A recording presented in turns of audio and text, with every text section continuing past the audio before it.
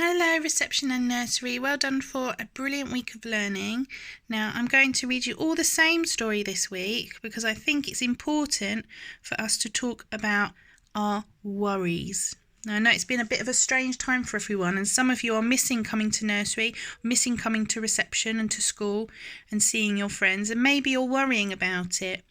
And I just want to say to you that it's fine to have a worry, but we must be careful and make sure that we are getting rid of our worries, and I'm going to be telling you how to get rid of them with this story.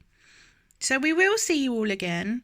It might not be for a few more weeks. I know it feels like a very long time and we all miss each other, but we need to stay safe at home at the moment, and as soon as the school can be open again for everyone, then we'll all be back together again.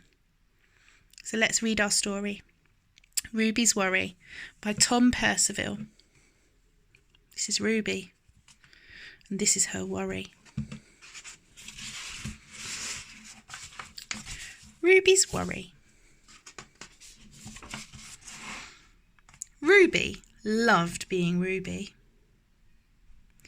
She loved to swing up high, whee! And she loved to explore wild, faraway places. Sometimes she even went all the way to the bottom of her garden. Ruby was perfectly happy until one day she discovered a worry. It wasn't a very big worry. Just a little worry. In fact, it was so small that at first Ruby hardly noticed it. But then the worry started to grow. Each day it got a little bit bigger. It's a funny feeling when you have a worry.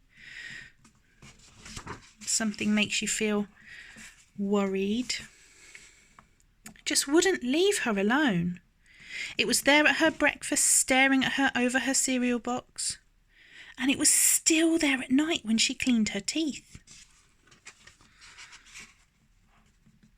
The funny thing was that nobody else could see Ruby's worry, not even her teacher. So Ruby pretended that she couldn't see it either. Oh dear.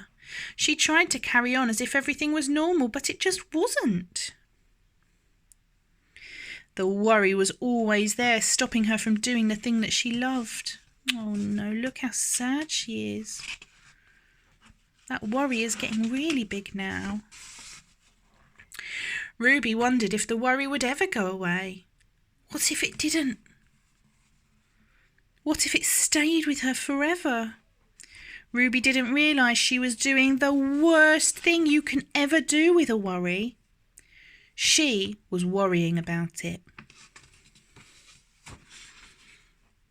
Now the worry was enormous. It could barely fit in the kitchen at tea time. It filled up half the school bus. The worry became the only thing that Ruby could think about, and it seemed like she would never feel happy again.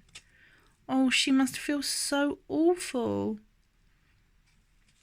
with that big worry on her mind. Then, one day, something unexpected happened. Ruby noticed a boy sitting alone in the park, and he looked how she felt. Sad. Look. He does look sad. What can you see? Then she noticed something else, something hovering next to him. Could it be a worry? Do you think he might have a worry too? It was. Ruby realised she wasn't the only person with a worry after all. Look, lots of people have a worry. Other people had them too. She asked the boy what was on his mind, and he told her, and the strangest thing happened. His worry began to shrink. It was getting smaller. Then Ruby did the best thing you can ever do if you have a worry.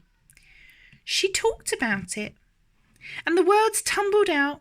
Ruby's worry began to shrink until it was barely there at all. And soon both of their worries were gone. Oh, phew. That's so good.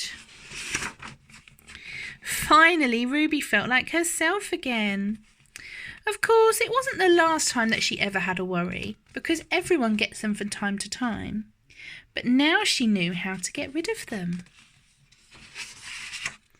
So they never hung around for long. The end. Ruby's worry.